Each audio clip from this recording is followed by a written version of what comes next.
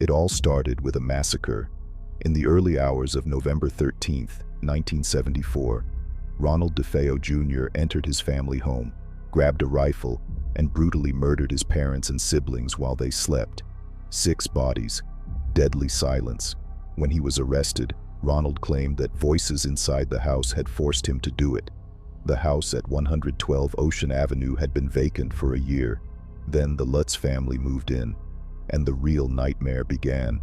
George and Kathy Lutz, along with their 3 children, believed they had found the perfect home. It was spacious, well located, and had an absurdly low price. On the first day, Father Mancuso came to bless the house. As he sprinkled holy water in the rooms, he felt a strange chill.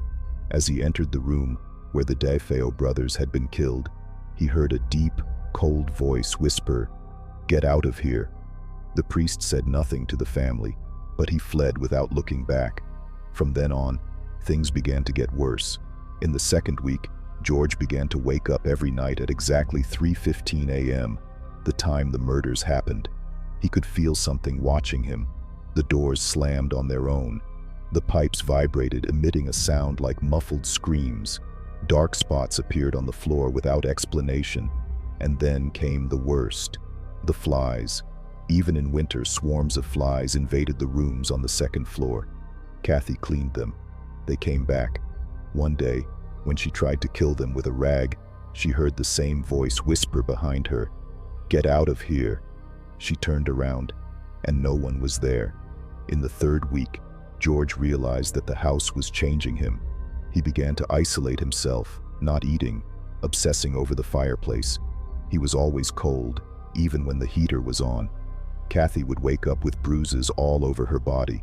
The children talked about a red-eyed girl who would appear at night. And then, the footprints began to appear. Hoof prints appeared in the snow outside the house, as if something inhuman was walking around there. On the last night, everything got out of control. Furniture moved by itself. Doors slammed violently. Screams echoed off the walls. And George saw 2 red orbs glowing in the darkness of the stairs. Something was there, something that didn't want them to leave. The red eyes blinked in the darkness. George Lutz froze. The glowing pupils seemed fixed on him, standing at the top of the stairs. An unbearable smell of sulfur and rotting flesh filled the air. Then the thing moved forward.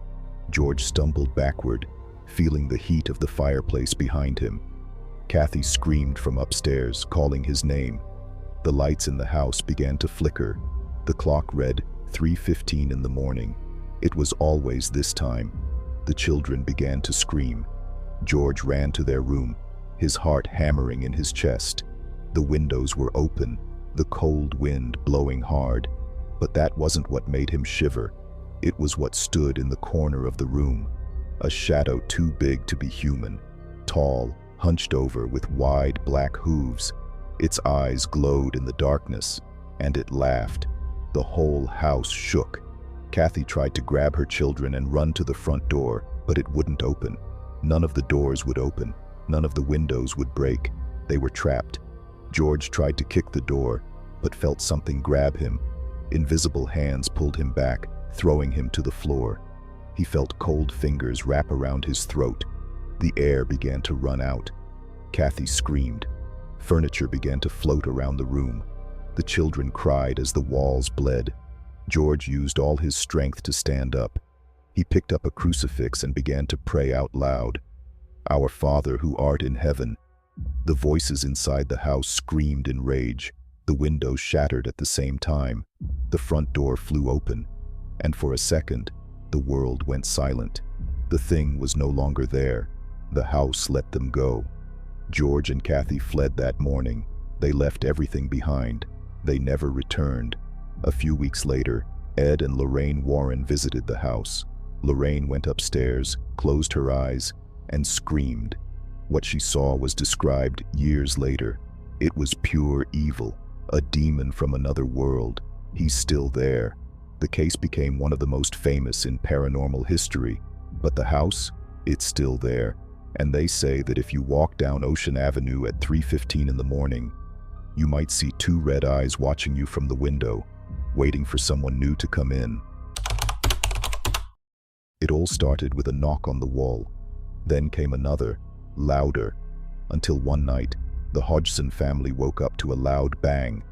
The two sisters, Janet and Margaret, ran to their mother's room, shaking. The wardrobe had moved by itself, crossing the room without anyone touching it. That was just the beginning. Peggy Hodgson was a single mother, raising 4 children in a modest house in the suburbs of London. The house was small, simple, and unremarkable, but something was wrong. The noise inside the walls grew louder and louder. Sometimes it sounded like banging, other times like muffled whispers. One night, Peggy walked into the girls' room and saw the chairs moving by themselves. The lights flickered for no reason, and then the toys started flying through the air. Fear gripped the family, but no one believed them, until a neighbor heard the sounds, and then a police officer. In September 1977, the police were called. A female officer entered the house, observing everything skeptically. Nothing seemed wrong, until a chair moved on its own. It slid across the floor before her eyes, with no one around. She couldn't explain it, but she ran away and never came back. That's when the press got wind of the case, and the Warrens were called. The paranormal activity escalated night by night. 11-year-old Janet began speaking in a deep, hoarse voice completely unlike her own. "This is my house. Get out." The family found her levitating in the bedroom, her eyes white, her body rigid. Peggy screamed, but Janet didn't respond. And then she fell. The house shook. The windows opened by themselves. Janet's voice changed. "My name is Bill Wilkins." The mother froze. Bill Wilkins had been the previous owner of the house, and he had died there. The voice that came out of Janet's mouth wasn't hers. It was thick, hoarse, and filled with hate. "My name is Bill Wilkins." Her mother, Peggy, felt a chill. Bill Wilkins. That name was real. The former resident of the house, the man who died there. But Janet couldn't know that. The paranormal activity intensified. Janet said she couldn't control what was happening. But when night fell, impossible things happened. Beds shook. Doors slammed shut on their own. Objects disappeared and reappeared in impossible places. And then the shadows began to move. Peggy woke up one night to a figure standing in the doorway. It wasn't Janet. It wasn't anyone in the family. It was something else. And it was smiling. The Warrens arrived at the house in late 1977. Lorraine walked into the living room and turned pale. "There's something terrible here." That night they set up cameras and recorders. They needed evidence. Janet was placed in her room, watched.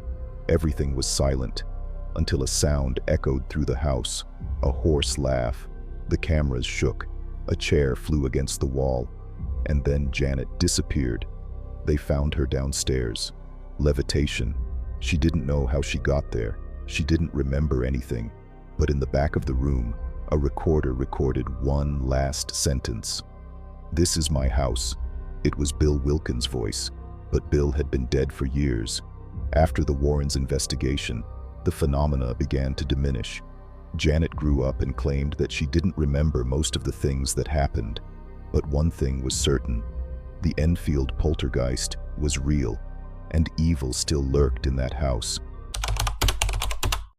Maurice Theriault was no ordinary man.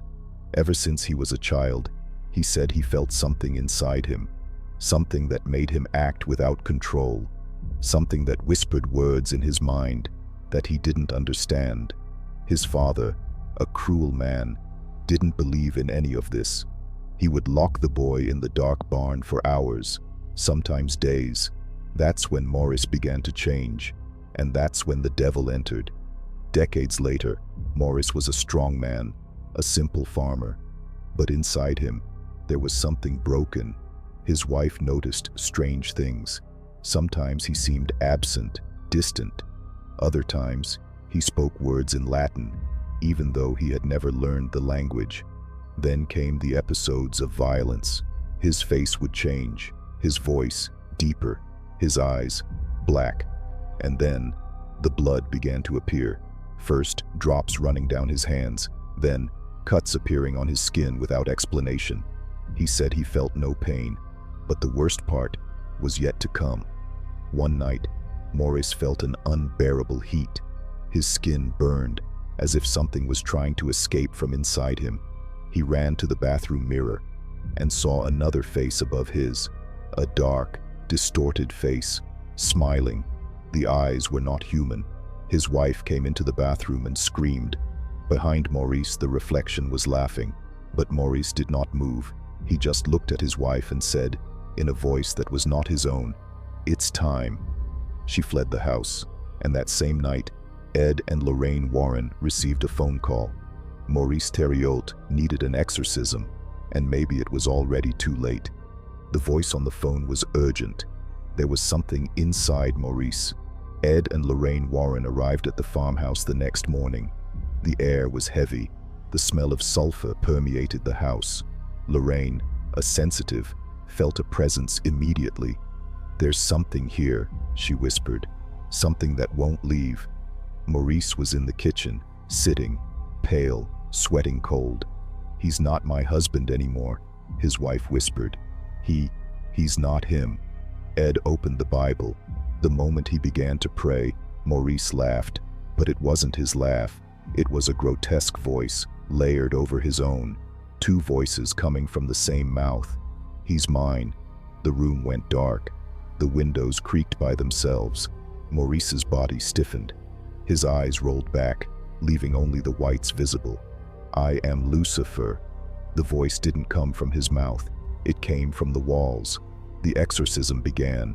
Ed Warren pressed a crucifix to Maurice's forehead. His skin burned instantly. Claw marks appeared on his chest, as if something was clawing at him from the inside. Maurice screamed, but his mouth wouldn't move. "He's not coming out." Lorraine felt an invisible force push her back. The floor shook, and then blood began to flow. Maurice opened his eyes and red tears streamed down his face. The priests continued their prayer. The room grew colder, and then Maurice stopped breathing. Absolute silence. His body fell to the floor. Lorraine approached, hesitantly. He was alive, but different. The man opened his eyes and they were clear again. The demon was gone, but Lorraine felt a chill. Something wasn't right. He wasn't looking at her. He was looking at the mirror behind her, and in the reflection, the dark face was still there, smiling. Union Cemetery in Easton, Connecticut, is one of the most haunted places in the United States. Legends tell of a woman dressed in white who appears on the road and disappears in front of drivers. Some say she approaches cars, looking directly into the eyes of the occupants before disappearing into the darkness. Others tell of unexplained noises, whispers in the wind, and shadows moving between the tombstones. I didn't believe these stories until that night. It was autumn 1990. Two friends, Chris and Daniel, and I decided to go to the cemetery after midnight. We wanted to prove that it was all just an exaggeration. We climbed over the rusty fence and walked among the old tombstones, lit only by a dim flashlight. The smell of damp earth and dry leaves was strong in the air. The silence inside was not normal. It wasn't the peaceful silence of the night. It was something heavier. The temperature suddenly dropped. Chris laughed and said, "White lady, where are you?" And then we heard it. Footsteps on the ground. We stood still. The flashlight began to flicker. My heart was pounding so hard I could hear it.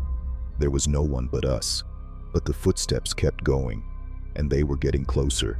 At the edge of our vision, a white mist began to form between the graves. "This isn't normal," I muttered. The mist moved. It took shape, and then she appeared. The white lady. Her long dress seemed to float above the ground, without touching the earth. Her pale face and dark hair covered part of her blank expression. She wasn't walking. She was gliding. Daniel tried to light a lighter, but his fingers were shaking too much. Chris couldn't move. Then she lifted her face, and we realized she had no eyes, just black, deep, empty holes. The flashlight failed completely. The icy wind blew hard, even though the night had been completely still before. I wanted to run, but my body didn't respond. Then the white lady took a step towards us. The ground seemed to shake. Chris tried to scream, but no sound came out of his mouth. The woman raised one of her arms. Her fingers were long and pale, and then everything went dark. The last sound I heard was a whisper, "Help me." The whispered, "Help me," was still echoing in my ears. My body was frozen. The white lady was right in front of me. The black holes where her eyes should have been seemed to pull everything around her. The air grew heavy. My chest burned as if I were trying to breathe underwater. Chris and Daniel were frozen, but their eyes were wide with terror. Then she moved. She didn't walk. She floated. Her feet never touched the ground. And when she raised her hand, a cold wind hit us. The headstones around us began to shake, and then I was thrown backwards. I landed on the cold, damp ground. Pain shot through my spine, but I didn't have time to react. Chris fell beside me, hitting his head against a headstone. He groaned, dazed. Daniel was on his knees trying to get up, but the white lady was now right in front of him. "Daniel, run!" I screamed. He tried, but he couldn't move. The entity's pale face leaned over him. Its mouth began to open, more and more, far beyond what a human could. And then she screamed. The sound wasn't human. It wasn't a scream of despair. It was something deep, distorted, like several voices were screaming at once. Pain exploded inside my head. My skull felt like it was going to crack. The tombstones shuddered. The wind swirled around us. The trees bent as if they were fleeing. And then I saw it. The white lady's veil lifted for a second, and behind her, there were faces, dozens of faces, all pale, all screaming, trapped in it. Daniel finally managed to move. He fell onto his back and crawled away. Chris tugged on my shirt, forcing me to stand up. "Let's go!" We ran, across the graves, past the cracked headstones. The wind seemed to pull us back, but we didn't look back. We jumped over the rusty fence and fell onto the road. And then, silence. I looked back, my heart pounding. The white lady was no longer there, but the mist was still there, and in the middle of it, two black orbs watched us. The next morning, Chris researched the legend further. What we discovered was even worse than we imagined. The white lady was not just an ordinary spirit. They said she was a woman betrayed and murdered by her own husband. And now, her soul wandered the cemetery, trapped among the dead. But some stories said something different, that she wasn't just any spirit. She was a guardian, trapping something much worse inside the cemetery. And that night, we almost let her escape. The Perron family's nightmare began the day they moved in. It was the winter of 1971, when Roger and Carolyn Perron, along with their 5 daughters, arrived at their new home in Harrisville, Rhode Island. The farmhouse was old but spacious. It seemed perfect, but something was wrong. From day one, the signs began, and in this house, evil was already waiting. At first, things were subtle. Doors would open and close by themselves. Objects would disappear and reappear in impossible places. Carolyn's daughters began to notice a strange smell in the air, the aroma of rotting meat. And then, the voices came, whispers in the night, calls coming from the dark basement. Lights would flicker, windows would lock by themselves, but nothing was worse than the nighttime visits. The first to notice was Andrea, the oldest daughter. She woke up with a weight on her chest. She felt like something was watching her. She looked to the corner of the room and saw a woman standing there, tall, thin, wearing a dirty brown dress, with her head tilted to the side. Her eyes were black. Andrea tried to scream, but the thing put a finger to her lips, and then it disappeared. Carolyn, the mother, began to feel tired all the time. One night, she woke up to an unbearable smell of decay. She tried to get up, but something held her down. And then, she felt it. Nails scratching her legs, teeth biting her skin. Carolyn screamed. Roger ran to the room and found deep marks all over her body, but there was no one there, and in the corner of the room, the shadows seemed to move by themselves. Each night, the presence grew stronger.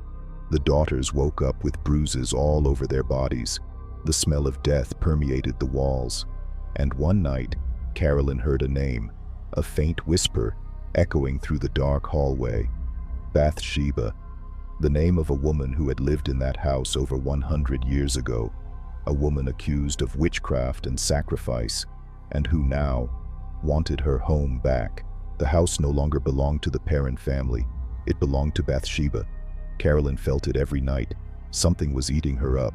The smell of rotting flesh wouldn't go away. The shadows in the house grew thicker, and then, one night, she stopped fighting. That's when Bathsheba took control. The daughters woke up to screams echoing through the house. Roger ran into the bedroom and found Carolyn levitating above the bed. Her eyes were open, but they weren't hers. Her mouth moved, but it wasn't her voice that came out. It was a garbled whisper, a language no one understood. The girls cried. Andrea held her younger sisters, trying to push them away, but Carolyn turned her face toward them and smiled. Roger tried to hold on to his wife, but was thrown against the wall by an invisible force. Carolyn writhed in midair. Her arms were stiff, her hands clenched like claws.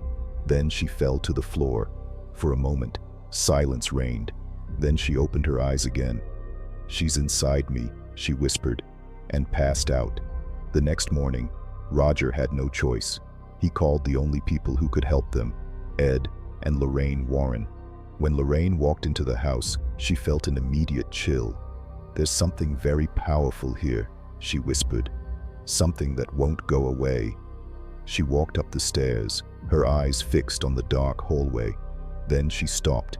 She stared at the wall and murmured a name. "Bathsheba." Roger froze. Lorraine turned to him. She never left. Ed Warren asked for Carolyn to be brought into the living room. She looked thinner, paler, her eyes sunken. Lorraine took her hand and closed her eyes, and she saw it. The past. Bathsheba Sherman, standing in the same spot, more than a century before. She was a cold woman, with a cruel look in her eyes. They said she sacrificed children to a demon, and in that vision, Lorraine saw the exact moment of her death. Bathsheba was hanging from a tree, her neck broken, her eyes glazed over. But before she died, she cursed the house and swore that no one would live there in peace. Lorraine let go of Carolyn's hand, catching her breath. "She wants to kill them," she whispered. Ed and the priests began the ritual. Carolyn trembled. Her breathing became ragged. Then she began to laugh, a thick, distorted laugh. The air in the house grew thick. The lights flickered violently. And then Carolyn screamed. The exorcism lasted for hours. With each prayer, the furniture shook. The windows vibrated. The smell of rotting flesh intensified. And then, a deafening scream filled the house. Carolyn fell to the floor, powerless, and silence filled the room. Lorraine looked around. The evil had not disappeared, but it had retreated, for now. After that night, the Perron family had no more peace. The house still did not want them there.